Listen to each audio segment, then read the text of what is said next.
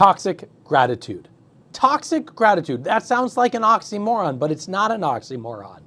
I've seen so many people come into the gratitude slam, maybe perhaps you yourself, going, oh, well, I want to practice gratitude more. And then they come in and they start practicing gratitude on things that aren't based on what they want their experience in life to be. It's possible to go, you know what, I'm so grateful I have a job, but you're abused by your work environment, whether they take advantage of you, you're not paid well enough, and you're like, but I'm so grateful I have a job, right? But then what happens is you start going, oh, well, if the best thing is I have a job, then I should stay. Or if you're in a relationship and you do not feel like your needs are being met, well, I'm so grateful that somebody wants to be in a relationship with me. No, that's toxic gratitude. Because what you're saying to yourself is, oh, the best thing is that I'm in a relationship, even though my needs don't get met and how I want to be treated by my partner isn't happening. So let's take those two scenarios, the work scenario and the personal scenario. And then I'm going to go, where in your life do you have toxic gratitude right now? So you can still have gratitude in a work environment that's not serving you. You can go, wow, I'm so grateful that I can recognize my own value. And then you start taking action towards making sure your value gets met. Now, there might be a little fear around that because it involves change. And I'm not saying burn the boats and quit the job. I mean, unless, of course, you are being actually at the affect of an abusive boss. But you should not tolerate that ever. But instead of going, oh, I'm so grateful I have a job. No, hey, I'm grateful I'm realizing my value. And because if you use gratitude based in reality on having your needs met, then you take action on that gratitude. Because you're always going to take the action on where you put your focus. Oh, I'm grateful I have a job, even though I'm abused, whatever. Then you're going to take action. You're going to stay in the job. Well, I'm grateful I'm realizing my value. And so I'm either going to communicate my way through or seek how to have more value or find another place eventually that brings me more value. Let's go to the other conversation. In a relationship where your needs aren't being met, your partner doesn't meet you where you'd like them to meet you.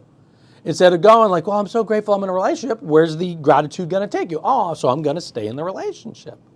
But if you go, I'm really grateful that I recognize I want to love deeply and I want to be loved deeply. I'm grateful I recognize that. Now the action on the productive gratitude versus the toxic gratitude is I'm going to talk to my partner. I'm going to share my values. I'm going to better myself.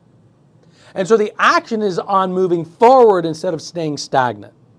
So as part of your mini coaching session assignment, I want you to put in the comment section and pause me if you got to think about this. Where are you currently experiencing toxic gratitude? Meaning, where are you saying, I'm so grateful, and you're not grateful? You're just saying it to check the box so you can go, oh, I'm so grateful, I'm not ingrateful, right? Let's stop that madness. So in the comment section, put right now, where is there an area of your life you're saying you're grateful, but it doesn't match the reality of your heartbeat? I know I'm saying something a little ethereal there.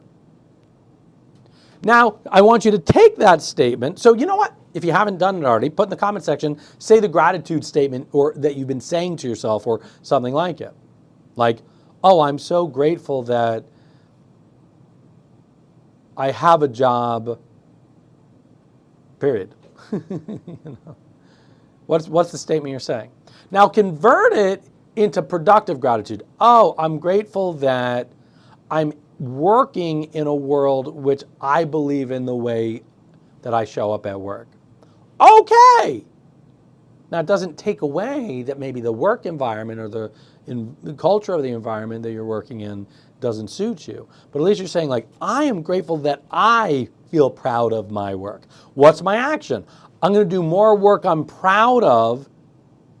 And then as I continue to find gratitude in my work, I'll eventually find there's places I could do even better work, and I take action on those.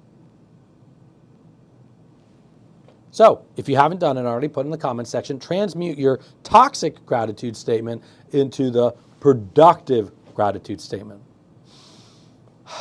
So, moving from toxic gratitude to productive gratitude, what will end up occurring is you'll start taking actions in your life by focusing on what you want more of, not what you don't want more of.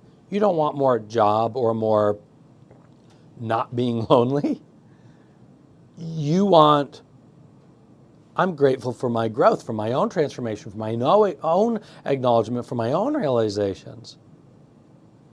Hey, I'm grateful that I'm making enough money to cover my bills, and I'm grateful that I recognize I want to thrive financially. Because once you start making those kinds of gratitude statements based on your heartbeat and what you want, you start taking action on gratitude. That's why I love gratitude so much. It has a bias towards action, while focusing on what you don't have focuses on a bias of lack. And so there's an apathy and a giving up, or if it's not apathy, an anger, a hatred. So imagine a life where you have gratitude for what you do know you have, for what you do know you're moving towards, for what you do know you're aware of. So what I'd like you to put in the comment section right now is, what's your biggest key? What unlocked for you from hearing this today? As you type that out, I want to remind you, I have coming up in April, the Positive Mindset Virtual Retreat. It's 3 days where we get to really hone in on gratitude. Where we really get to hone in, and I get to put on my mindset coach hat and coach you and everyone in the room on how do I walk out of those 3 days for the Positive Mindset Virtual Retreat, really building that muscle of having utter productive gratitude.